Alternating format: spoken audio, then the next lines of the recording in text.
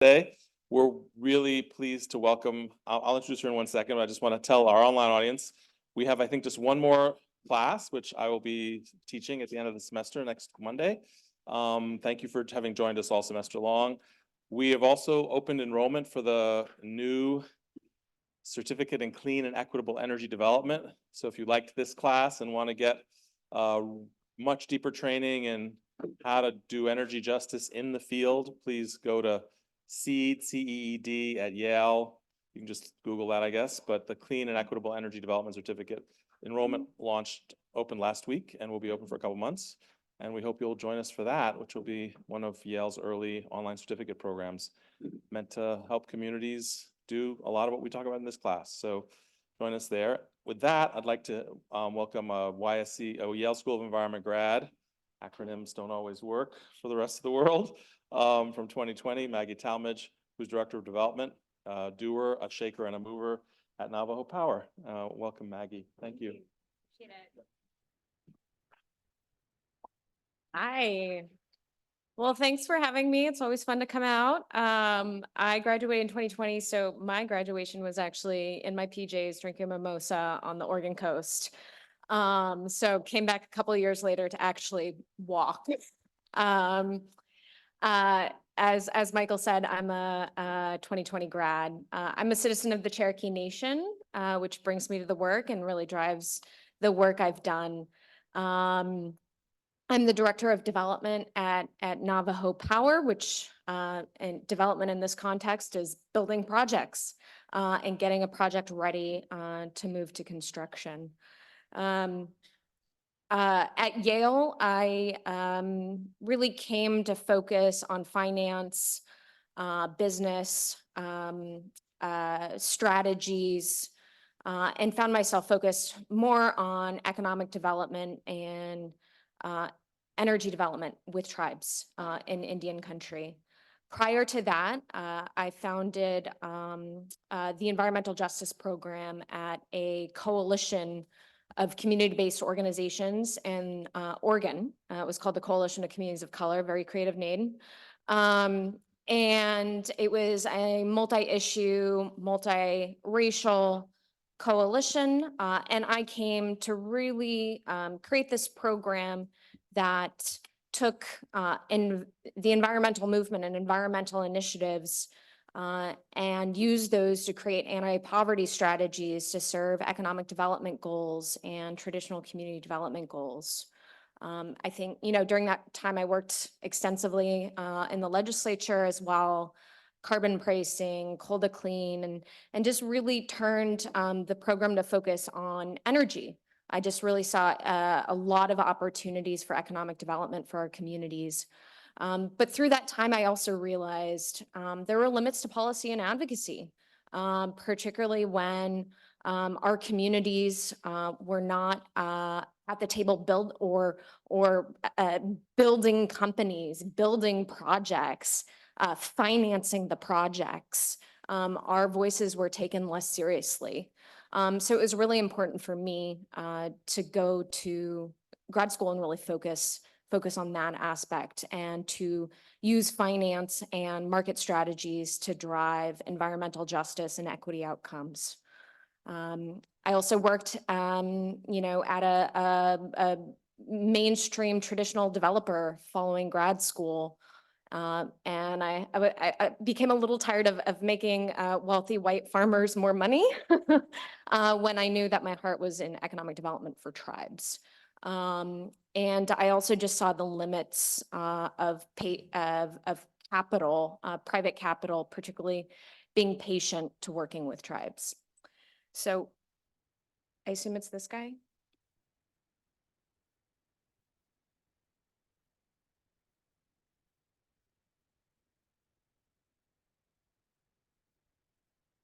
Yeah. Okay. So I'll just quickly go through Navajo Power, opportunities in renewable energy development, the renewable energy development process, particularly as it relates to tribes, and then a little bit into finance and our favorite topic, Inflation Reduction Act, and what limitations there still may be there, but opportunities.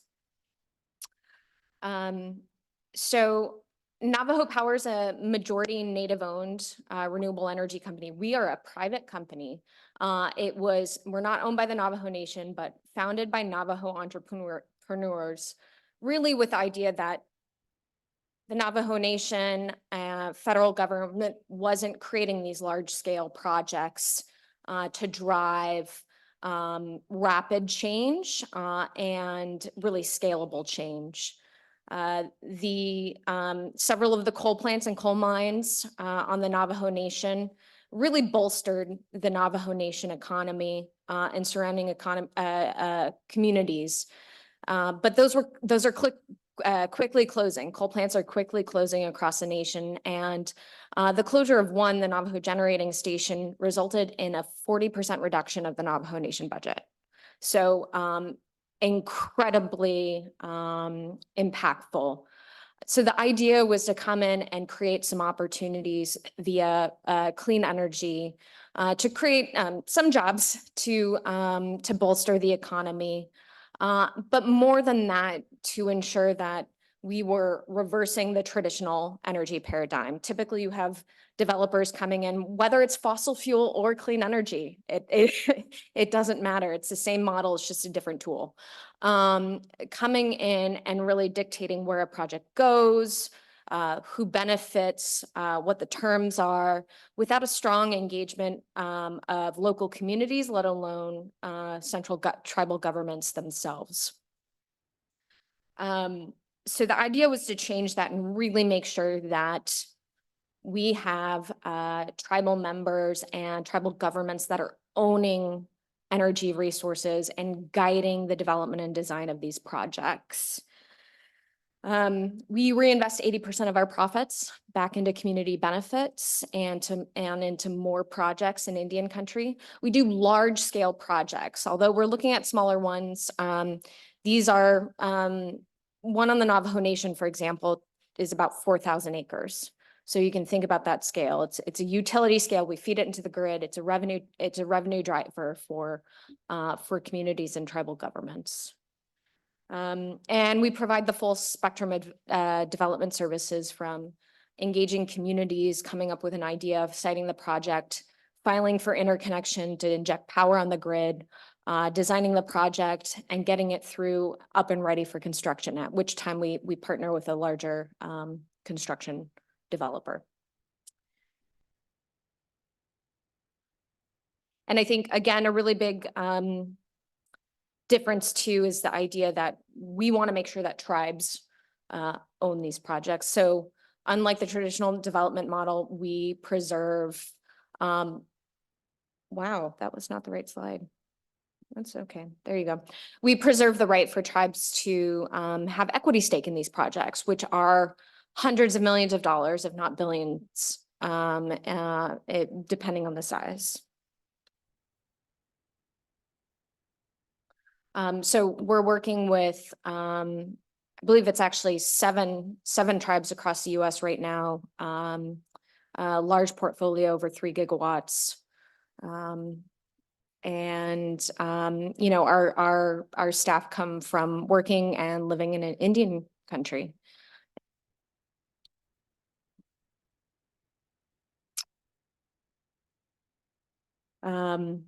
So what I focused on again at Yale was why are there so many opportunities? Like, why is there so much availability of resources in India country, but still so many barriers and so few projects in Indian country, particularly those developed or owned by tribes? 10% of the nation's total energy and 6.7% of the renewable energy resources are estimated to be available on tribal lands. And tribal lands, lower 48, the contiguous states, comprise less than 6% of the land mass. So really an outsized potential for renewable energy. Why do you think tribes might be interested in renewable energy development? What are some reasons?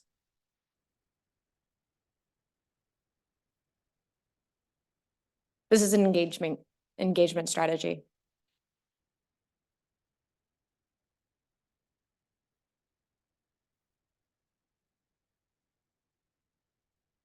Okay, so cheaper power, particularly relevant when you're doing on-site generation to feed local communities.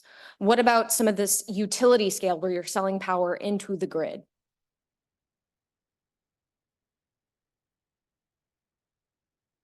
Okay, I'll move on. That's one of the impacts, yes. A huge economic impact is what the clean energy economy means. And these are numbers that are prior to the Inflation Reduction Act. So this is a research project for any student in the audience, is like, what are these numbers now that the Inflation Reduction Act has passed? So, we're expecting, solar at this point, I think the levelized cost is lower than that of coal and gas plants. So quickly, a cheaper source of renewable energy.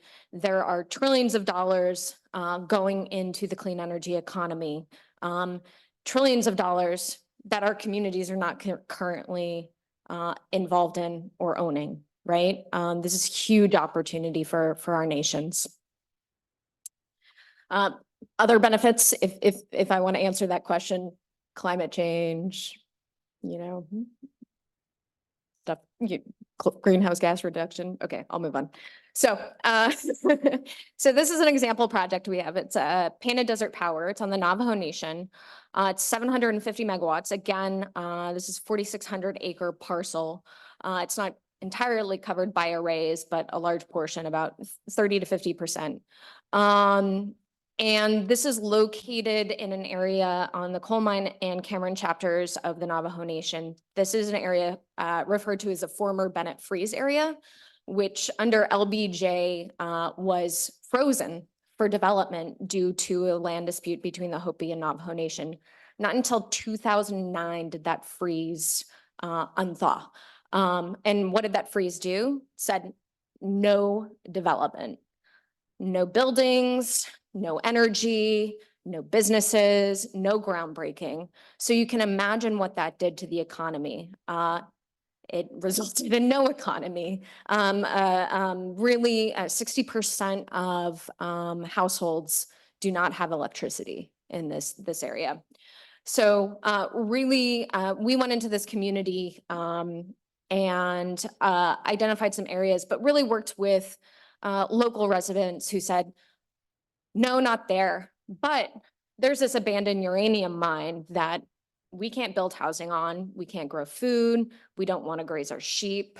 It's not safe to have our children play on. So this would be perfect for solar. So we worked hand in hand with the local communities to identify that area and to design the project. And there's another slide later, but another thing is this community is heavily reliant on sheep grazing, a very traditional cultural practice and livelihood of a lot of families that live there. We designed it so that there was a big corridor for sheep grazing as well as wildlife passage. So our projects, we design hand in hand, not only the siting, the design, the visuals, but the community benefits. A big thing that was identified was a lot of people didn't have running water or electricity. So we formed a new company specifically focused on electrification and off-grid solar to power some of these households that are under huge transmission lines, have been under them for decades and have never lived with power. Another big portion, another big thing here is we're preserving the right for the tribe to invest equity stake into the project. It's a $1.7 billion project. So that has and we keep that option open until a project is fully de-risked. So ready to hit construction. There's no risk for the tribe or very, very little. Project finance is pretty buttoned up. So very big economic opportunity and transformative opportunity for the tribe.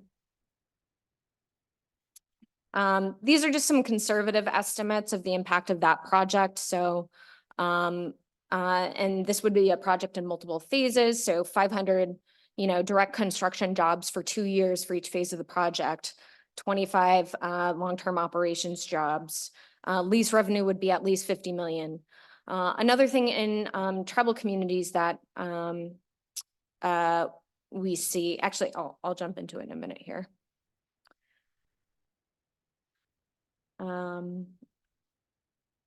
So I'm going to back up, and I don't know how much background you have on the renewable energy development process, but I want to give a little background on that process and how it differs in Indian country. So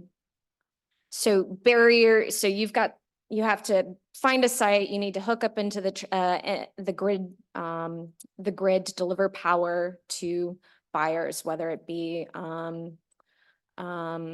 Portland General Electric, Arizona Public Service, or a big corporate off-taker like Apple or Meta. You need to get through interconnection study processes. You need to negotiate land leases with local land users or private landowners. You need to apply for permitting, whether that's local to federal.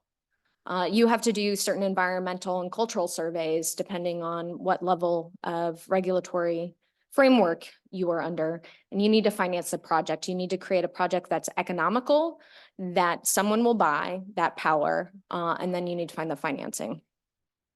But across Indian country, you see a lot of barriers.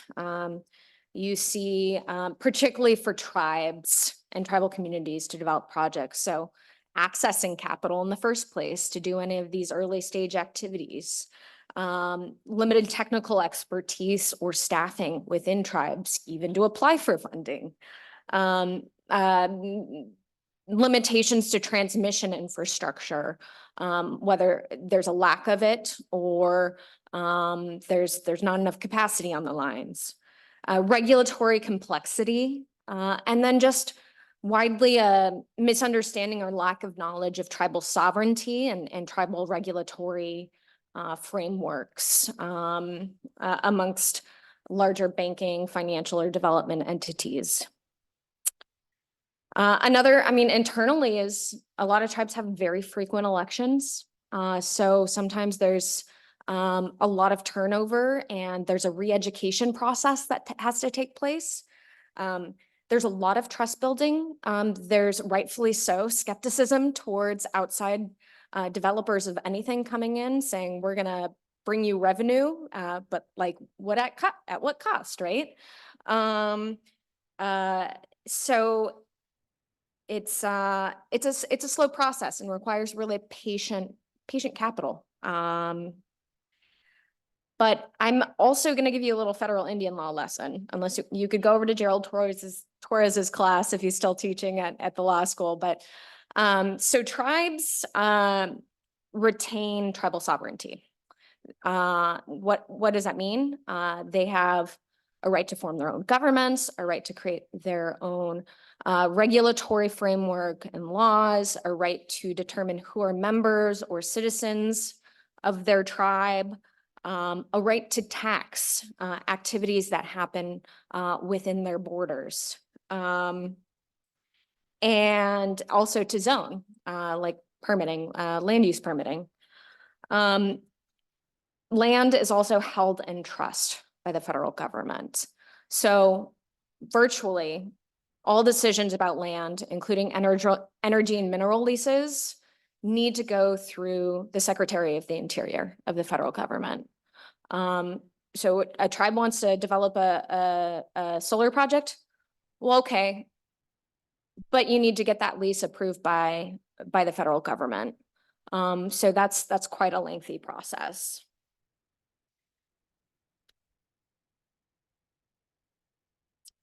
So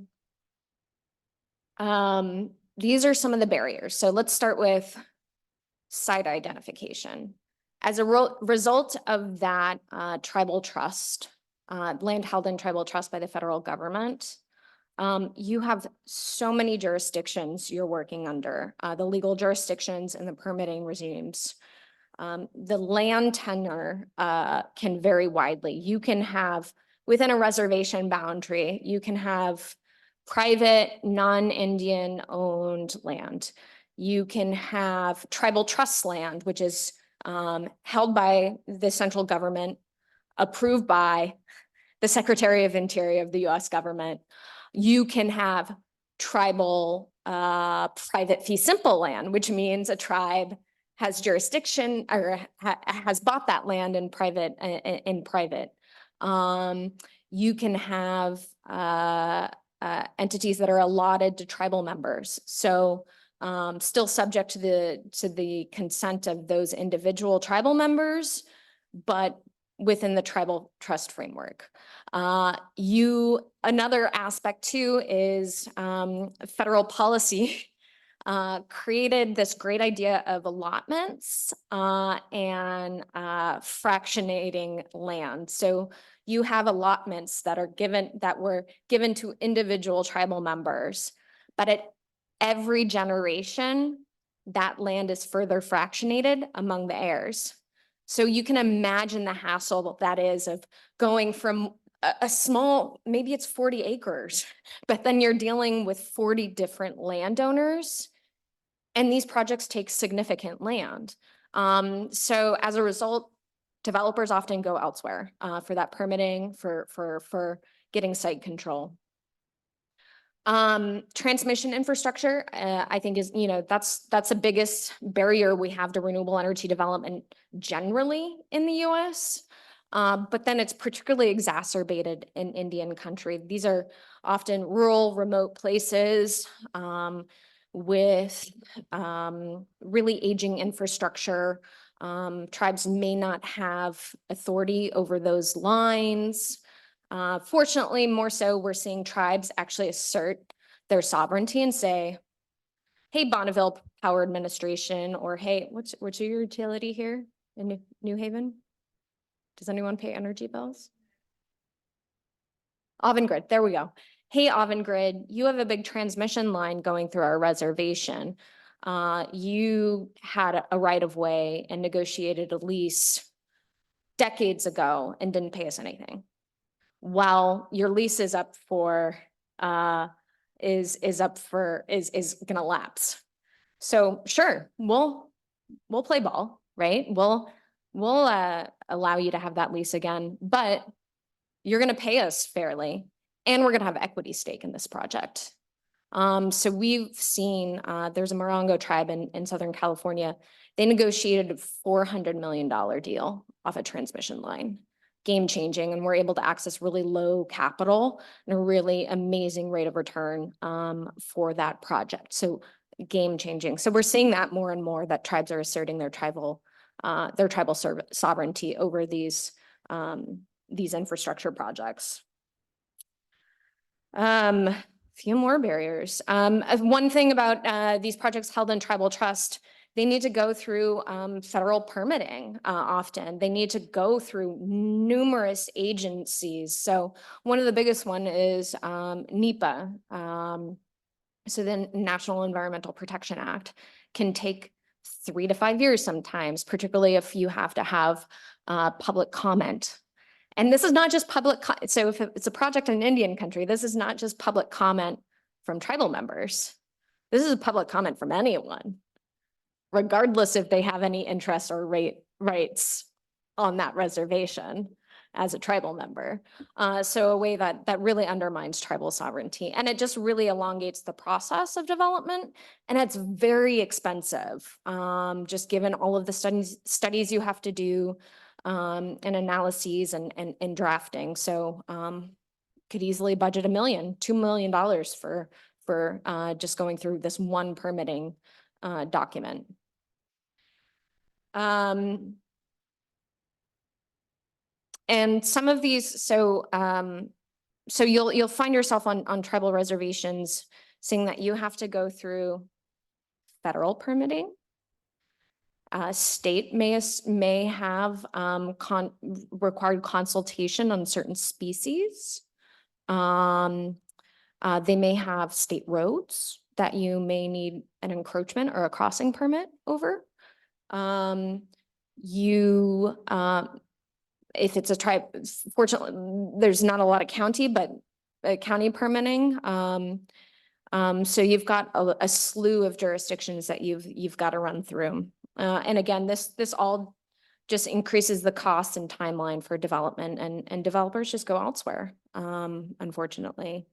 And that's where Navajo Power really came in, was ensuring that we're raising philanthropic capital so that we can be patient, and we don't have an entity and a lender that is asking for a high rate of return immediately, because that doesn't happen right now in Indian country. So let's see. And here's an example too of actually, I'm going to go back one. Another big one is a finance, access to capital, access to finance. Not a lot of resources at tribes. There are some resource-rich tribes, a lot that are not, a lot that don't have any staff related to energy. And up until the Inflation Reduction Act, tribes were unable to monetize the investment or production tax credit. So investment tax credit plus depreciation benefits could account to 50% of the financing that would go to a project. If you don't have that, your project's not going to pencil. Even with the Inflation Reduction Act now, unfortunately, if you're looking at these larger scale projects, yes, there's opportunities for direct pay and transferability to tribes to monetize some of these tax credits, but they still are not eligible for depreciation benefits, which at the scale we're talking about could be 20% of our project's capital stack. So that still doesn't make sense for a tribe to go in and do it by themselves if you're doing these large scale projects. This is just quickly, that mixed jurisdiction, right? Different land tenors, different allotments, fractionated land. So this is a terrifying image to a developer. Terrifying. Because that can really take the longest time to get a project through. So again, Navajo Power really comes in because we've lived and worked in tribal communities. We understand, a lot of the cultural sensitivities about land, about resources, about historical business transactions. And we come in, we invest at the early, most risky point of development. In the development process, this is prospecting, this is gambling. And we are trying to find and de-risk along the way with every permit we receive, with every landowner that we sign up, or every permit holder. So for example, in the Navajo Nation, we weren't dealing with individual landowners.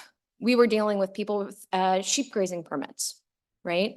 We come into these unique contexts that the Navajo Nation had a very unique, has a very unique leasing process whereby they have dozens of individual chapters or local municipalities is what you could call them. In each of those, you have individual members with sheep grazing permits. So the process is, which is not the traditional development model, is you get permission from all those individual sheep grazing permit holders. Then you get approval from the chapter. And then once you get approval from the chapter, you can start working on your permitting. By the way, they didn't have a permitting regime or framework for solar. So we created that. So we've provided, this is something we come into the tribe and create bespoke models. We have to, because those frameworks, legal, regulatory frameworks, tax frameworks don't exist. We're trying to make sure we're negotiating a pilot between the state of Arizona and the Navajo Nation, a payment in lieu of taxes regime, and essentially a tax compact. So that utility scale solar and wind and clean energy development can be economical in the Navajo Nation. While the Navajo Nation should be able to tax any activities on their land, state of Arizona still taxes it. So that's a huge, wider issue of double taxation, but the result is the projects are uneconomical. So we come in and do that type of work.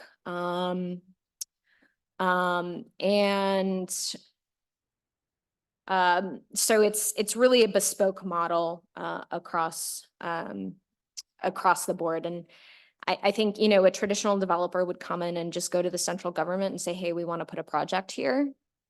But our Navajo Nation or Navajo Dene founders really understood that that model has not worked on the Navajo Nation for private developers, because then they find out, oh, well, you need support from the local land users. Once the local land users find out that you just went straight to the central government and already decided where you want to put this project, how big it's going to be, you're only paying the central government, they're not going to support your project. So we turned that, we reversed that, that model.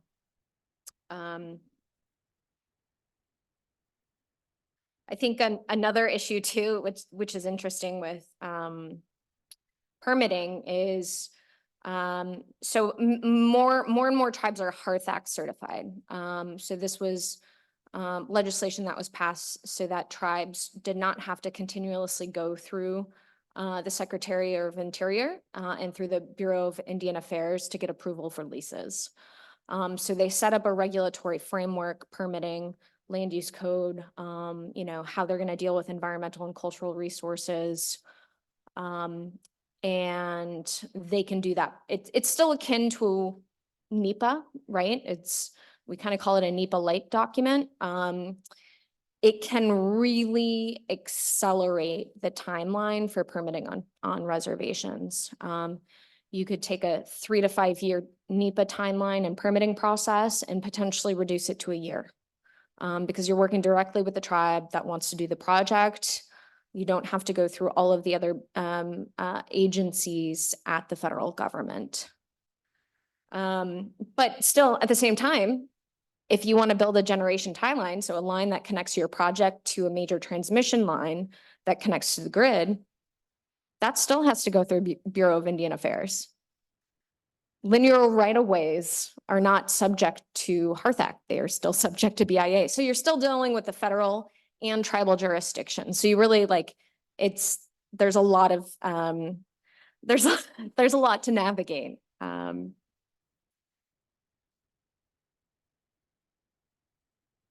And I talked about earlier, Painted Desert Power is located on a former or an abandoned uranium mine. You know, the Navajo Nation is really known for uranium extraction, storage, and waste.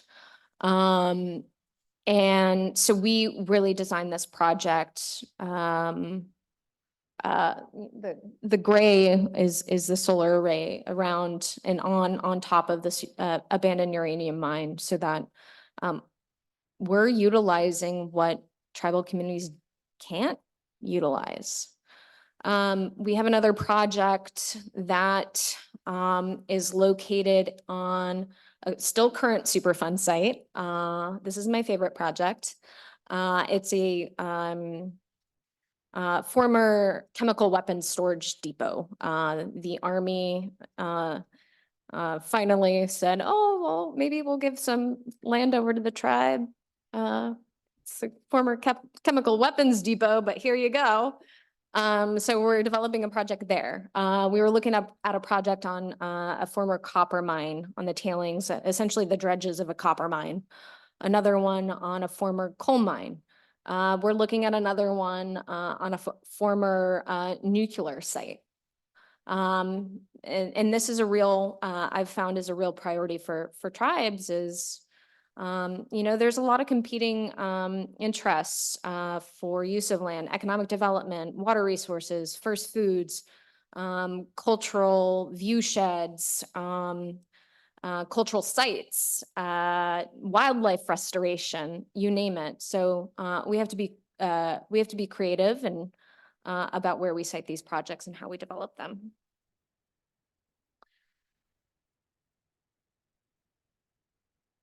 So I hear you guys have talked about the Inflation Reduction Act. Okay, cool. So I'll give a little background on finance here and the implications for Indian country. So Inflation Reduction Act, some really big provisions for tribes that came out of that. And also, these were a lot of the things I researched while at Yale. And I was like, what are these barriers? How do we solve them? And it's like, oh, wow, Inflation Reduction Act actually covered some of those issues. So again, brought it expansion and extension of tax credits for all sorts of technologies. And at residential, commercial, utility scale. New options for monetizing these tax credits, particularly for tribes and nonprofits. Tiered and stackable tax credit strategies. So projects that are in energy communities or former, energy communities, Indian country, low-income communities. So really a lot of environmental justice provisions, and then also for prevailing wages and apprenticeship programs. And then just billions and funding for energy projects in Indian country.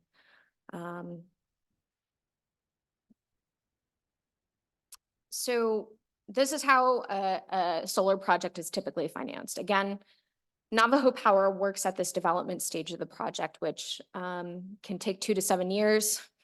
Honestly, even more on some of the projects we're working on. A lot of that is dictated by lack of transmission infrastructure and again, permitting processes. So this is where we bring in debt, cash equity. It's very risky. It's hard to come by, very hard to come by. Actually, the treasurer of the United States, also indigenous, said the biggest issue we have now in Indian country with respect to energy development is a lack of early stage development capital. Because yes, we have all this money through the Inflation Reduction Act and through the federal government, but that's all low risk. They will not fund a project, particularly a larger scale project, until they know all of the contracts are received, it's heading towards construction, or it has already been constructed. Unfortunately, tribes have not had the resources to date to have any of these shovel-ready projects. So we're at a stage where we need to both create shovel-ready projects and develop this early stage prospecting and try to figure out where and how we can site projects. And then the federal government's knocking on the door saying, hey, let's fund your projects, let's fund projects, let's fund projects. And it's like, well, we don't have any because we've never had resources before to do them. So this is really something that, we are hammering on the federal government and philanthropy to come play a role in, particularly funding tribes and majority-owned tribal companies. And then after that, you've got construction, lower risk, and then your operational stage, very low risk.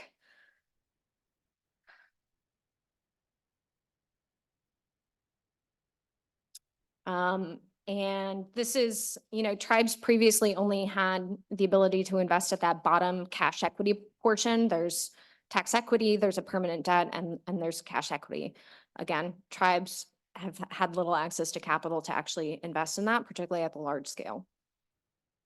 Now there's an opportunity with the Inflation Reduction Act and some of these provisions for tribes to come in on every step of the way of the capital stack, with the exception of depreciation benefits on the top tier tax equity portion. So still a lot of need there, particularly at early development stage capital. And I'm going to stop there. I'm sure there's a lot of questions. Would love to hear them. So here are some. Okay, great.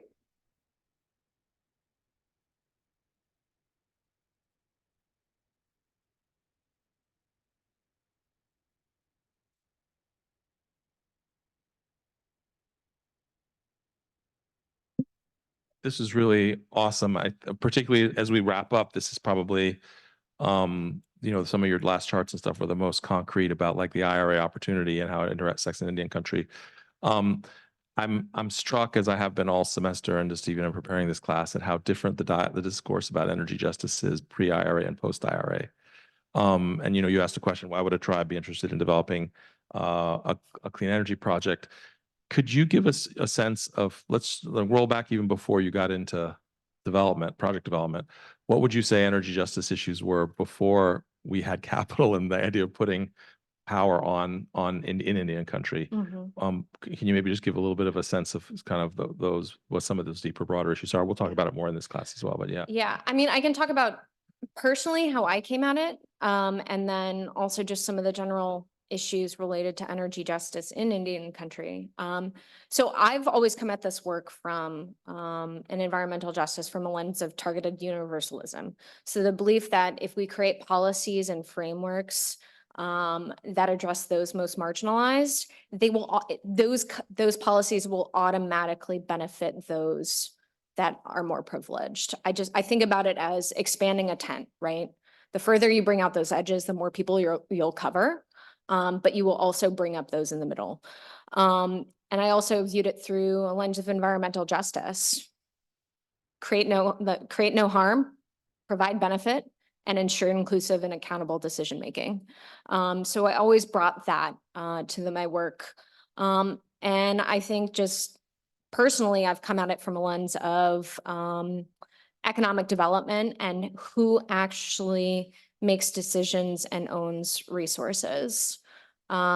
Sure, we can put solar panels on, we can have a 30%, 40% carve out for solar to put on households, low-income households to reduce energy bills, but does that change the situation? Are they becoming entrepreneurs and leaders and drivers of the clean energy transition? I would argue probably not. It's helpful, yes, and it's needed, but that's not changing the structure of our economy.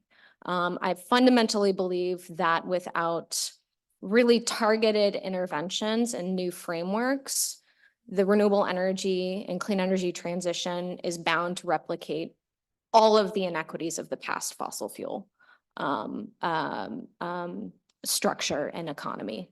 So it's really changing who's in power, who makes decisions, who are in leadership positions, and who are benefiting financially. So that is where I come at it from. But the issue's more broad in Indian country. Coal plants, coal mines, waste from uranium, dredges again from copper. So you've got clear health impacts, disproportionate health impacts on low-income communities and communities of color and on tribes. Again, you have 13% of Native American households do not have electricity. 40% or 15,000 households on the Navajo Nation do not have electricity or running water, and are not involved in the decision-making, have not, and still are not involved in the decision-making of, for example, being on uncooperative energy boards. So in a lot of rural areas, you have rural co-ops. Very few tribal members serve on those boards and are often charged disproportionate rates to surrounding areas, and are often the last people to receive power when there are power outages. So that could be a week, 2 weeks, when you have tribal elders that are living in extreme temperatures or need to access and refrigerate medication. So huge implications and disproportionate impacts from that on communities. Does that answer a few of them? Policy advocates. State policy advocates. Federal spending is not enough. Pushing state funding to be able to serve some of these earlier development capital needs for tribes, ensuring that state energy utility boards have representation from tribes, or that there's a tribal board by itself to govern energy issues. Ensuring inclusive, like real participation and consultation of tribes, not just sending a letter and saying, hey, there's a project coming in near you, but really engaging, educating the community about the impacts, and ensuring that developers are engaging fully and creating benefits for those communities and participation, if not ownership of those projects. Citing transmission, ensuring that tribes are funded to have participation and staff to site transmission lines that are going to need to go up for renewable energy acceleration throughout the country. So can those lines be in or near Indian country, and how can those tribes be equity holders within those projects and see really transformative revenue come to the nation? Mhm.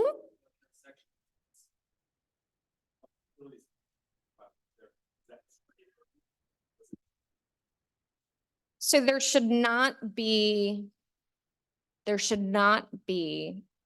state public utility commission oversight of projects sited on tribal lands. However, maybe there's, again, mixed jurisdictions because of private land. Maybe the project extends onto private land. Maybe a tribe wants to develop a project that's not on their reservation. So all of those might have a implication with the State Utilities Board.